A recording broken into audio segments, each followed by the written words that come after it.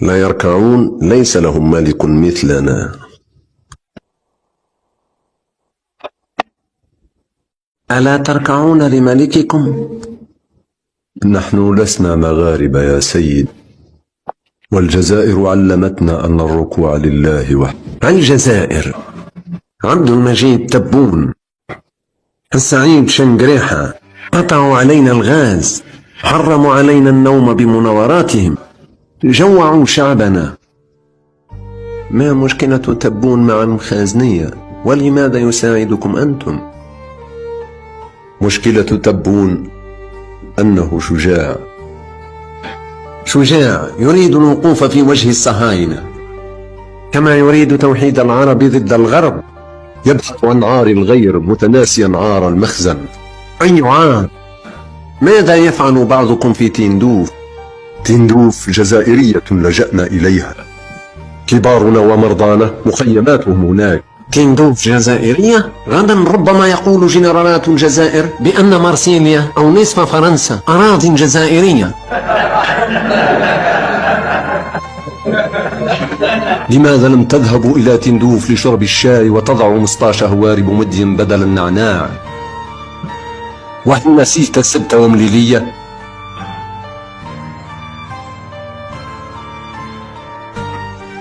أجبه يا وجه البوطة. وهل لديه ما يقول أيضا؟ فسبت ومليلية أراضٍ مغربية باعها جد ملكهم للإسبان بدراجة هوائية، وظل يلهو بها في قصره مدة من الزمن. من علمه كيف يقودها؟ الإسبان الذين باعوها له. نحن أحرار في أرضنا، وكذلك الصحراويون أحرار. الحق أقول لكم إن قضيتكم عادلة، ولا بد أن تأخذوا استقلالكم في أقرب وقت ممكن. سيدي بوتين، إنهم يقولون في السخوي قولا لا يرضيك. ماذا يقولون في السخوي؟ يقولون إنها طائرة كباقي الطائرات. تكلموا، ماذا تقولون في السخوي؟ نقول فيها ما ذكره الجيش الجزائري، هي طائرة تستعمل للهجوم والمطاردة. فاسألهم من صنع الطائرة وكيف؟ ومن يصنع الطائرة غير روسيا الاتحادية؟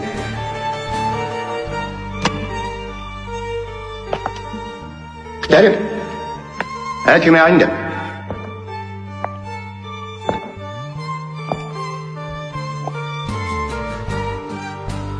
إن النسخة والملقبة ببطة الجحيم قد تم تعديلها بالكامل في الجزائر.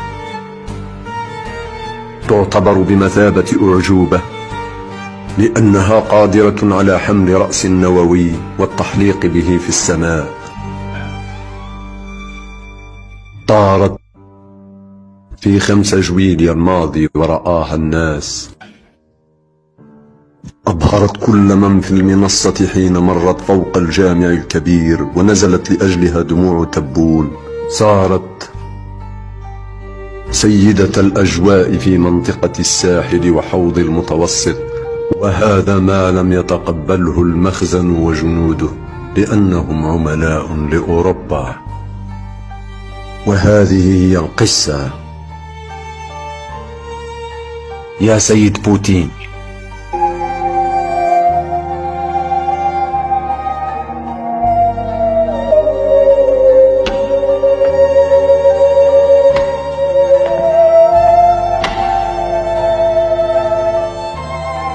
حسب هذه الحقيقة سأقسم المغرب إلى قسمين.